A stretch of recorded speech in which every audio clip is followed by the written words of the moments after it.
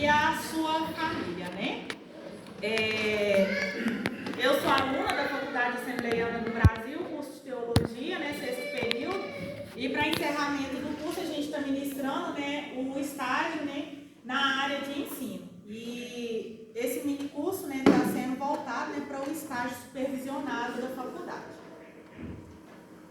Sobre o obreiro e a família, nós sabemos que a família é a base da sociedade. Então, o primeiro ataque do inimigo vai ser na família. Por que a sociedade está tão corrompida? Se nós formos observar qual que é a primeira coisa que o inimigo tem atacado, o principal objetivo, as famílias. Uma família desestruturada, ela se torna às vezes um problema social. E às vezes uma família que ela se torna desestruturada, vai trazer problema para a sociedade e vai trazer problema para a igreja. Então, a importância de cuidar da família é porque quando nós cuidamos primeiro da nossa família, nós estamos ajudando a formar uma sociedade melhor, a melhorar a nossa igreja. Por quê? Porque nós estamos, né, cumprindo com a primeira célula lá, que é a família, né? Todo mundo, as relações, a gente pode ver que as relações familiares, as relações pessoais têm se enfraquecido, né? Isso tem trago um enorme prejuízo para a sociedade. Existe uma troca de valores. O ter é mais importante que o ser. A correria do dia a dia, os aparelhos celulares tomam o tempo do convívio familiar. E isso tem afetado grandemente o bem-estar da família. Então a gente hoje observa, ali está no caso um casal, né? E ali, nessa imagem você pode ver que o esposo está no celular, a esposa está olhando para ele, mas não tem comunicação. Por quê? Porque ele está ali no celular. Então, o celular, ele aproxima pessoas distantes, às vezes, e distancia pessoas próximas. Porque, às vezes, a gente valoriza. Às vezes, a gente tem que resolver alguma coisa. Você conversa com um amigo lá de São Paulo, um amigo lá da Bahia. Você conversa, às vezes, com alguém ali na rede social. Ou você vai vendo vídeo ali, vai vendo as coisas, mas aí você esquece daquele que está ali do seu lado, precisando de uma conversa. E você tem visto relacionamentos mesmos acabarem. Por quê? Por causa da falta do diálogo entre si. O próximo, Pedro. Outro caso que está acontecendo muito. Às vezes, o pai e a mãe vai para o celular e ali uma criança, né, que é o filho do casal, ele está ali sozinho. Você vê que está uma criança triste, né, que está querendo, às vezes, um apoio, um abraço, aquele momento, né, em família, e não está tendo. Por quê? Porque o celular, o aparelho eletrônico atrapalhou. Então, ali não tem convívio nem o pai com a mãe e nem os pais com os filhos. Então, a gente tem que nos moldar nessa questão. Nós queremos sempre fazer a obra de Deus. Isso é inevitável, a gente foi chamado para fazer a obra de Deus. Porém, a gente tem que ter uma coisa em nossa mente, em nosso coração. O nosso ministério começa na nossa casa. Não adianta nós ganharmos o mundo e perder os que estão próximos a nós. Isso desde os nossos filhos quanto o nosso cônjuge. Então, às vezes a gente tem aquele anseio. Eu preciso fazer para Deus, eu preciso fazer para Deus, eu preciso fazer para Deus. E realmente a gente necessita fazer para Deus. Mas a gente tem que refletir se a gente tem feito para Deus dentro das nossas casas, dentro dos nossos lares. Irmãos, e assim, eu tô falando, você vai falar assim, nossa, a irmã Daniele está sendo tão radical nesse assunto. Irmão, não é porque eu sou melhor do que nenhum de vocês, é porque eu tenho que me policiar. A gente tem que se preocupar com isso. E se a gente brincar, a gente perde os dentro de casa enquanto a gente está trabalhando lá fora. E aí, quando a gente volta e olha, a gente está detonado. Você fala, Senhor, mas eu fiz tanto para o Senhor e o Senhor não cuidou dos meus. Não. Eu não cuidei, eu não posso jogar às vezes a responsabilidade do que eu fiz para Deus. Então é muito preocupante. Eu falo por experiência própria. Às vezes a gente está trabalhando. Eu sei, irmãos, que não é fácil. Está aí a Fernanda, que está aí com o menino mais novo.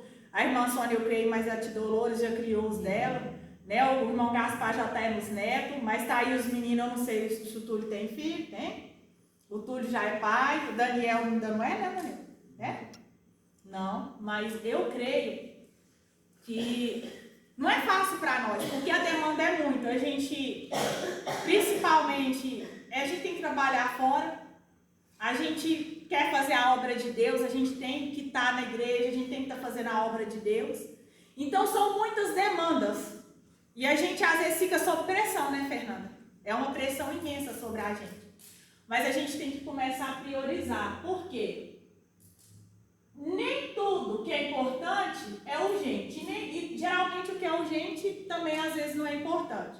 Então eu tenho que olhar isso agora que está demandando meu tempo. É urgente? É importante? Se é os dois, eu vou fazer. É importante, mas é urgente? Eu posso deixar para mim fazer depois e agora usar esse tempo? Administrar o tempo que o Senhor está nos dando.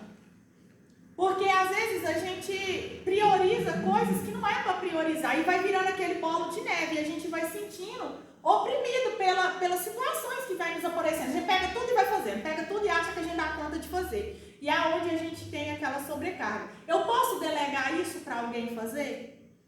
Às vezes a gente mesmo que está na igreja, a gente quer fazer tudo. Peraí, isso eu posso pedir ajuda a algum irmão? Tem algum obreiro que eu posso contar para me ajudar com isso? Não necessariamente eu preciso fazer.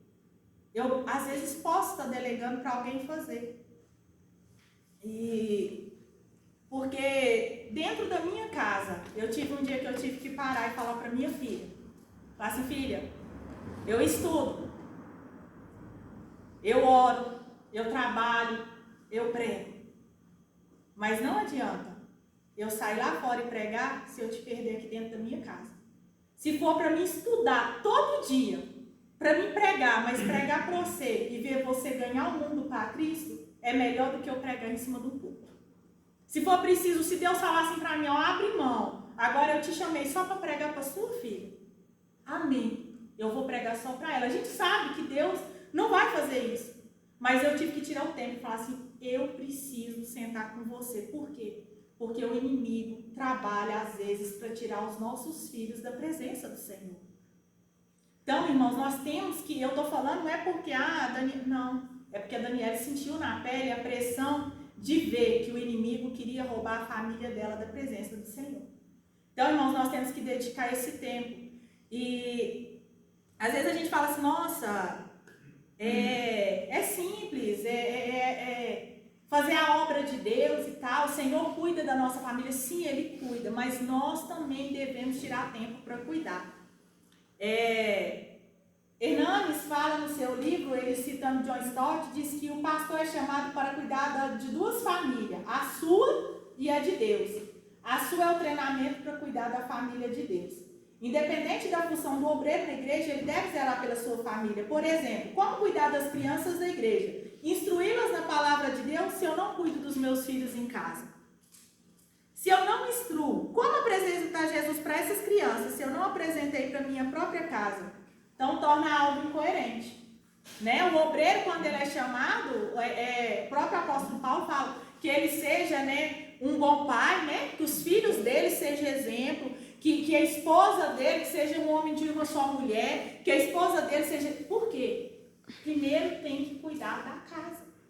Irmãos, porque a partir do momento que a gente aprende a administrar o nosso lar, o nosso tempo com a nossa casa, as outras coisas vão fluir. Então, são as prioridades.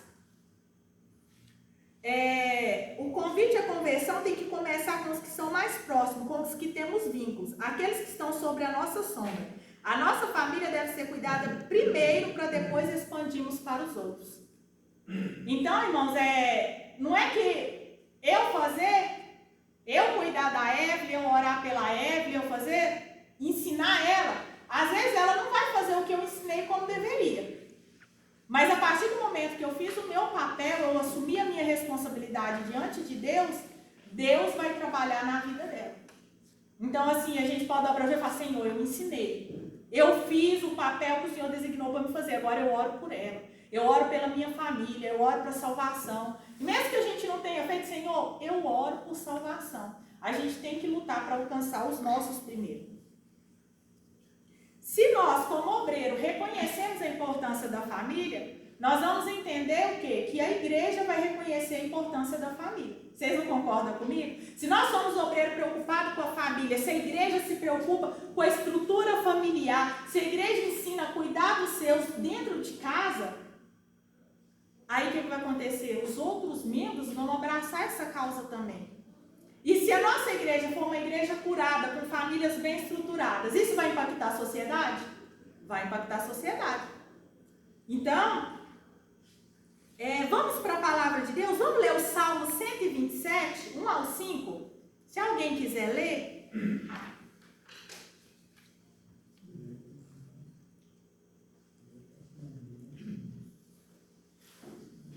Salmo 127, 1 ao 5. Se o Senhor não edificar a casa, em vão trabalham os que a edificam. Se o Senhor não guardar a cidade, em vão vigia a sentinela. Inútil vos será levantar de madrugada, repousar tarde, comer o pão de dores, pois assim dá ele aos seus amados o sono. Eis que os filhos são herança do Senhor, e o fruto do ventre o seu galardão. Como flechas na mão de um homem valente, assim são os filhos da mocidade. Bem-aventurado o homem que enche deles a sua aljava. Não serão confundidos, mas falarão com os seus inimigos à porta. Amém.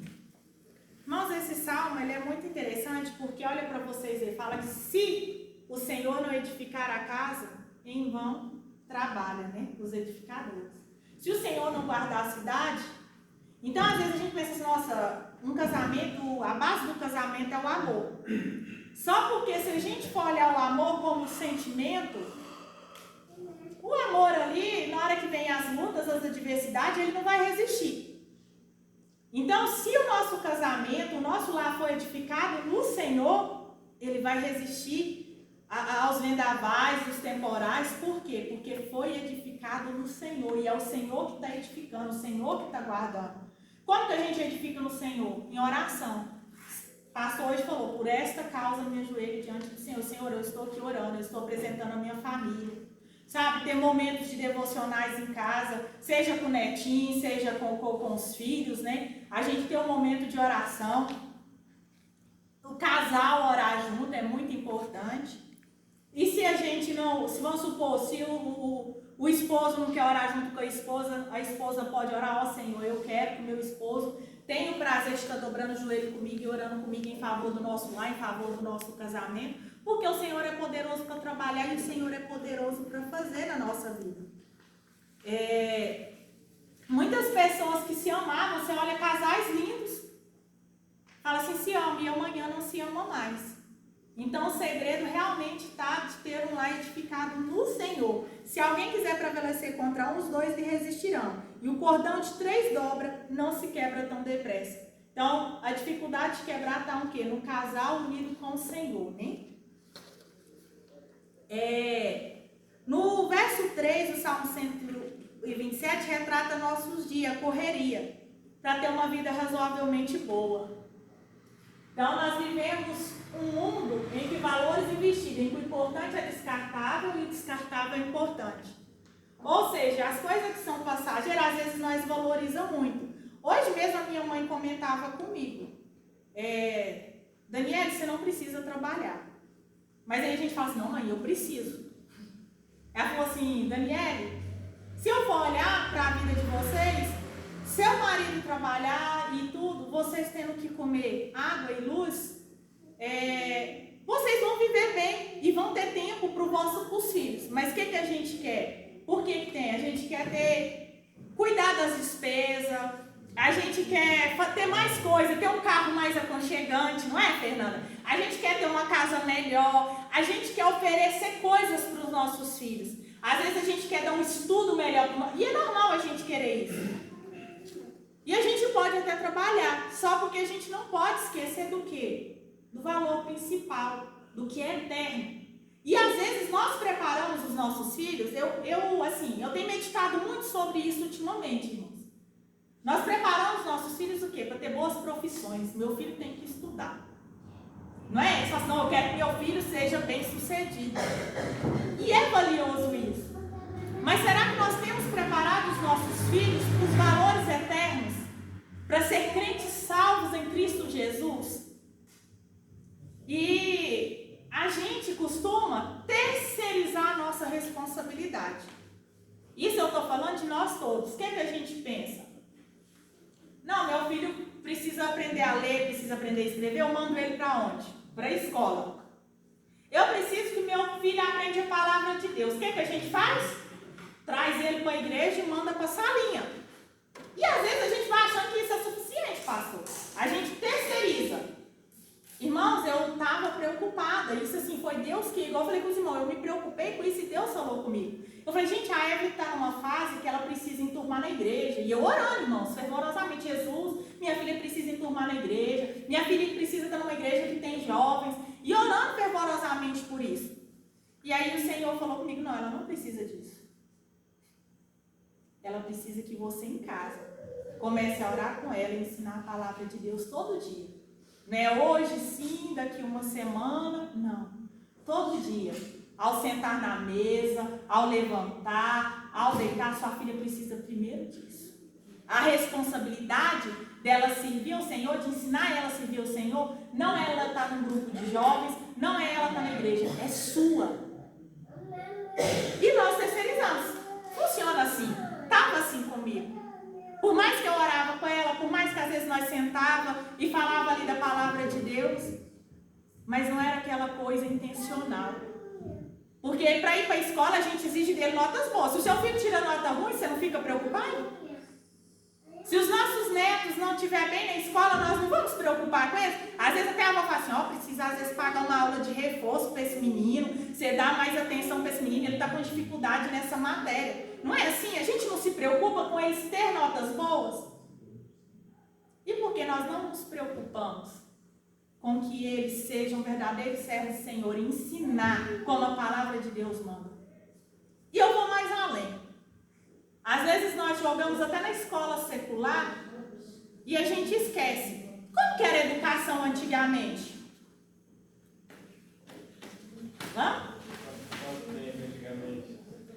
O início, história da educação lá atrás.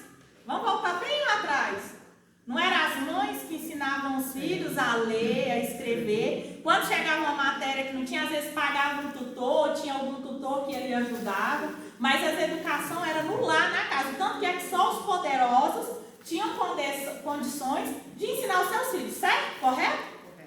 Era a responsabilidade dos pais passar o ensino para os filhos. Aí, ótimo, lindo que hoje nós temos escola, mas aí vem uma preocupação. Os nossos filhos na escola estão aprendendo só a ler e a escrever as matérias da escola ou estão sendo doutrinados em coisas que são contrárias à palavra de Deus?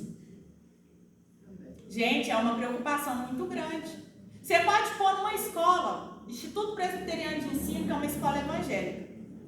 Vai ter ali versículos entremeados na apostila, sim. Os professores vão orar, os professores vão falar de Deus, mas infelizmente eles têm que seguir o currículo do MEC. É preocupante. O que nossos filhos estão sendo ensinados? E cabe a mim preocupar o quê? Eu vou deixar meu filho ser só doutrinado lá? Hoje eu sei que o estudo domiciliar no Brasil, estudando, que eu falei para os irmãos, eu tenho buscado, conhecer, tenho ido. O estudo domiciliar no Brasil, o homeschool, ensinar seu filho em casa, ele não é crime hoje. Bolsonaro voltou, está no Senado, para ser regulamentado. Porém, com esse governo, ele é contra, não irá regulamentar. Né? Provavelmente, só se Deus fizer uma mexida ali, uma reviravolta. Ele não é regulamentado, porém, ele não é crime no Brasil. Mas nós temos que preocupar com o que eles estão aprendendo. Hoje, o que é que você aprendeu na escola? Esses dias, a menina estava me contando, o filho dela chegou para ela, pediu uma coisa, e ela falou assim, agora a gente não tem condição de te dar. E ele olhou para ela e falou assim, maldito capitalismo. Aí ela falou assim, onde você escutou essa frase? Onde você aprendeu por que maldito capitalismo? Uai, mãe, a professora falou na escola, maldito capitalismo. E eu estou repetindo, eu não posso comprar agora, então, maldito capitalismo. Aí ela foi sentar com ele, conversar, explicar o que era o capitalismo. Então, irmãos, é o que eu falo, a gente tem que perguntar, o que você aprendeu hoje na escola? Como que foi hoje? foi ensinado lá. A gente vai ter que ensinar eles dentro da palavra de Deus. Irmãos, e tem coisas maravilhosas. Você sabia que tem como você ensinar ciência para o seu filho dentro da palavra de Deus? E é lindo. Você tem que falar para ele do cientista que crê na palavra de Deus. Matteo Fontane, se eu não me engano, eu não sei. Irmãos, eu tenho dificuldade de pronunciar o inglês. Eu ainda vou fazer inglês. Deus vai me dar essa condição. Mas ele é o pai da oceanografia moderna. E ele foi criado nos Estados Unidos, isso há séculos atrás. E o pai dele e a mãe dele punha ele para ler salmos diariamente. E ele se tornou da marinha. Só que ele machucou a perna, então ele não podia trabalhar mais lá como oficial da marinha. Eles jogaram ele para a biblioteca. E na biblioteca ele tinha mais tempo para ler. E ele um dia nessa biblioteca, ele leu o Salmo 8, verso 8. Porque a mãe sempre ensinou ele a estudar a palavra de Deus. E quando ele lê o Salmo 8, verso 8, fala assim, ó. E tudo que passa pelas veredas do mar. Ele falou, veredas é caminho. Tudo que passa pelos caminhos do mar. E ele falou assim, o mar tem caminho. Se a Bíblia falou que o mar tem caminho, é porque existe caminho no mar. E aí ele começou nessa biblioteca a estudar, e começou a estudar as correntes marítimas. Irmãos, ele traçou todos os caminhos. Ele é o pai da oceanografia moderna. O que despertou ele? Porque a Bíblia falou, ele falou, se a Bíblia falou, é verdade. Tem caminho no mar.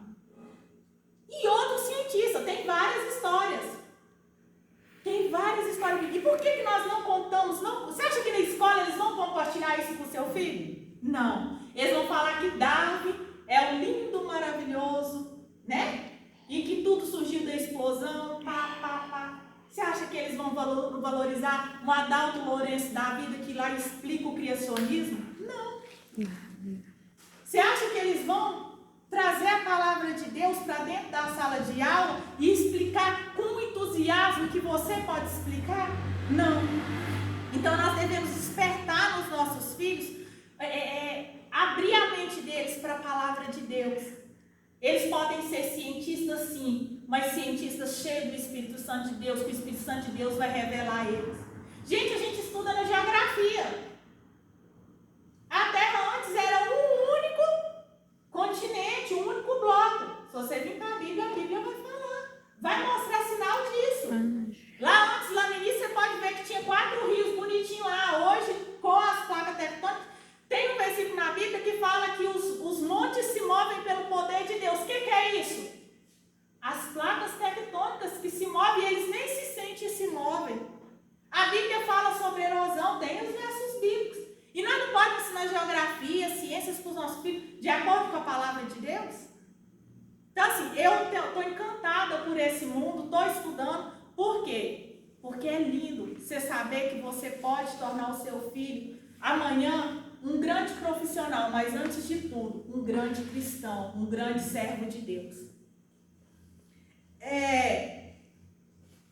Existe hoje um grande número de jovens, de filhos de crente. Se você visitar, tem uma estatística, se você visitar as prisões, o que tem de filho de crente, são muitos. Você vai lá ouvir um hino lá, às vezes na prisão, ele sabe que ele dá harpa. Fala assim, eu cantava na igreja. E aí, irmão, será por que não permaneceu? Os nossos filhos, a palavra de Deus fala que eles são herança do Senhor. Como que eu tenho cuidado da herança que o Senhor me deu? Eu tenho desperdiçado ela? Ou eu, quando for o Senhor voltar, como que eu vou apresentar diante de Deus a minha herança? Então, não devemos também deixar de preocupar com o bem-estar físico, emocional e espiritual dos nossos filhos. Que o Senhor venha nos dar esse equilíbrio. Pode passar. Os nossos filhos, eles são como flechas. Tem como uma flecha já nascer flecha? Ela é moldada, não é? A flecha, ela é moldada. Então, qual que é o nosso papel? Moldar os nossos filhos na palavra de Deus. E a flecha, ela é para ser lançada. Ela permanece um tempo na aljava, junto ao nosso corpo. Os nossos filhos, por um tempo, eles vão permanecer conosco. Mas nós vamos criar eles para nós lançar em algum alvo. Qual alvo que eu quero lançar o meu filho? Qual é o alvo? nós queremos lançar os nossos filhos? Eu estou moldando ele para quê? Se a flecha for torta, ela vai acertar o alvo? Não. Então, como a gente endireitar a flecha? Com a oração, com o estudo da palavra. E aí eu tenho que ter o guerreiro, ele tem que ter uma visão. Você está ali, nós somos guerreiros. E nós estamos aqui para guerrear pela vida dos nossos filhos e da nossa família. Eu tenho que avistar o alvo que eu vou lançar o meu filho. Qual que é o alvo? Se eu pôr meu filho só para esse mundo material, visando isso, ele vai crescer uma pessoa materialista. Mas aí se o meu alvo fala, não, Senhor, eu quero que meu filho tenha uma boa profissão, mas eu também quero que ele primeiro seja servo do Senhor. Eu sou assim muito drástica, sabe, irmãos? Eu sou essa pessoa assim, que eu sou muito espontânea. Eu falo o que eu tenho que falar. Eu falo, olha, meu sonho é que você faça uma faculdade. Porém, oro por isso. Se for para chegar lá e te afastar de Deus, que Deus não permita você estudar e entrar lá. O Senhor só vai permitir o dia que você estiver preparado. Irmãos, a gente tem que pôr isso no nosso coração. O que adianta eles ganhar o mundo todo, mas perder a alma deles, a salvação? Então, nosso primeiro alvo, nosso primeiro propósito, nosso irmão, salvação, ser bom cristão, ter caráter, que eles transmitam a imagem de Cristo, que o mundo olhe para eles e vejam Cristo. Então, assim, esse tem que ser o nosso primeiro alvo. E depois a gente vir com os outros. Porque na nossa vida, né, buscar em primeiro o reino de Deus e a sua justiça, e as outras coisas vos serão acrescentadas. Se nós buscar isso primeiro para os nossos filhos, as outras coisas vão ser acrescentadas na vida deles. Os pais, não provoquei a ira a vossos filhos, mas criai-os na doutrina e a demonstração do Senhor. Então a gente não deve abusar da autoridade, não devemos provocar a ira aos nossos filhos, e às vezes pelo excesso da autoridade ou falta dela. Então a gente tem que ter equilíbrio. Existem os pais que excedem na autoridade, que são autoritários demais, e existem os pais que falta ela. Desencorajamento dos filhos, excesso de proteção, ter filhos prediletos, favoritismo, né? Falta de diálogo, falta de tempo com filhos. Os filhos devem receber atenção, amor, regra, limite, segurança para se desenvolverem. Muitas vezes perdemos os filhos dentro de casa e não sabemos como se tornaram rebeldes, mas simplesmente não dedicamos tempos para conhecê-los e orientá-los. Cuidamos da família de outros e esquecemos da nossa. Será que isso agrada a Deus? Então, irmãos, o verso 5 vai falar que os pais precisam dos filhos, que eles estarão ali para defender ele. Se a gente cuidar dos nossos filhos, a gente tem que saber que na nossa velhice, eles cuidarão de nós. Então nós devemos preservar por uma família unida, por uma família e amor.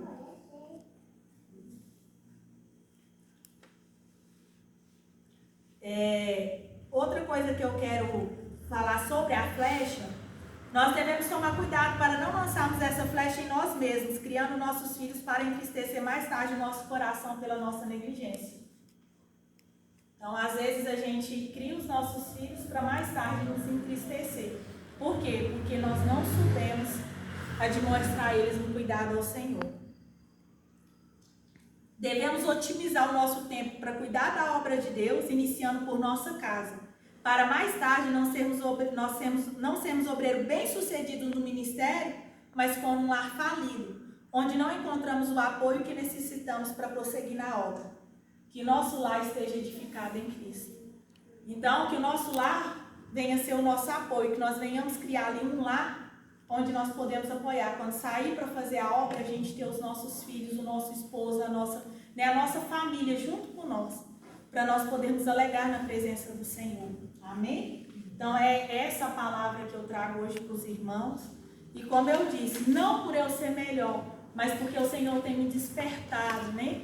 Para estar cuidando da minha família, sabe? E é uma luta, é como eu disse. Mas que o Senhor venha ensinar nós a remir o nosso tempo, a otimizar o nosso tempo, né? A ver aquilo que é mais importante, né? Então aqui em casa, a Bíblia é o nosso guia, a oração é o nosso refrigério, o louvor a Deus é a nossa alegria e o Senhor Jesus Cristo, o nosso guarda fiel. Que o Senhor venha guardar os nossos lares, as nossas famílias, né? E que o Senhor venha falar mais aos nossos corações e nos ensinar mais e mais, para que nós possamos, né, crescer na graça, no conhecimento e não deixar a nossa família para trás, mas que ela venha fazer a obra junto com nós. Amém? Vamos orar então?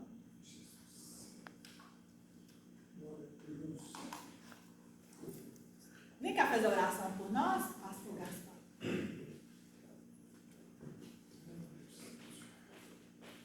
Eu agradeço a cada irmão que pacientemente me ouviu. Eu sei que às vezes é cansativo, né? Eu agradeço a cada um, viu? Pode Deus abençoe. todos, né? É só ressaltando aqui, né? Isso é tão verdade, é tão importante para nossas vidas. Rapidinho aqui. Eu conheço, claro, um pastor e irmão do meu ex-pastor. Eles congregavam na Igreja de Deus de Apoio e tal, e os filhos, o dia que estava para trazer eles na igreja, para levar, eu estou dizendo para trazer, que eles moravam na roça, né? Não pode deixar esse menino aí e tal. Quer dizer, estava transferindo a sua responsabilidade para Deus. Então, o erro grande de muitos que se dizem cristãos é isso, é transferir a sua responsabilidade para Deus. Então, isso aí é de suma importância para nossas vidas, porque não tem como uma família ser feliz se você... Não tem como você estar bem na igreja com Jesus. Nós temos tudo biblicamente, né, que é a base. O apóstolo Paulo deixou bem claro isso para Timóteo, né, instruindo ele como que você vai governar ou cuidar da casa de Deus se você não governa a sua casa, a sua família primeiro. Então esse irmão foi resumindo aqui, é muita coisa, né? O filho dele foi para as drogas, um deles, os outros não estão bem também, a filha, Deus que me perdoa, sabe? É uma pessoa muito bacana, mas está fora dos caminhos do Senhor. Não tem uma direção, não tem uma base, não tem uma estrutura espiritualmente falando. Quer dizer, e ele ficava cuidando, revelando e pregando na igreja, e os filhos ficavam, Deus dará. Quer dizer, transferindo responsabilidade dele para Deus. Então isso aí é uma coisa que nós erramos muito. Graças a Deus que tem pessoas aí, né, como a irmã e muitos outros aí, que estão esforçando. Então a gente tem só que orar para que Deus venha continuar dando aí força para vocês, né, e para nós que somos obreiros, para continuar tendo, ensinando e tendo esse entendimento que, graças a Deus, não vou assim estar ensinando, mas eu amo aprender e ver essa grande verdade aí que Jesus traz para nós, né? Que a família não tem como, resumindo, uma família ir bem espiritualmente se ele não estiver bem materialmente e juntos. Nós poderíamos citar aqui o Salmo 128, né? Ali os filhos em volta da mesa e tal, como a oliveira frutífera, a mãe e tal. Então, tem que estar naquela união, para que seu culto vai bem, para que a sua adoração vai bem ao nosso Senhor Jesus Cristo. Isso aí é de muita importância, gente. Eu acho ruim só uma coisa, eu repito dizendo, Daniel, o tempo é muito curto, né? A gente precisava de pegar aí de manhã e até, eu gosto sempre de estar ouvindo todos vocês. Não é porque está na presença do pastor Rinaldo, quando pega aqui para falar, e eu dou vontade de arrumar um travesseiro, fazer igual Jesus, ficar lá na polpa do quarto, né? Só vendo o que vai dar. É muito lindo. E ouvir você, né, aí com essa disposição que Jesus venha, né, te fortalecer a cada dia, tá? Para você conseguir chegar, né, nesse objetivo que você está buscando, que é Cristo, trazendo o ensinamento para as famílias, porque aí o culto vai ser bom, né? Isso é uma coisa muito importante. Amém, gente? Vamos orar.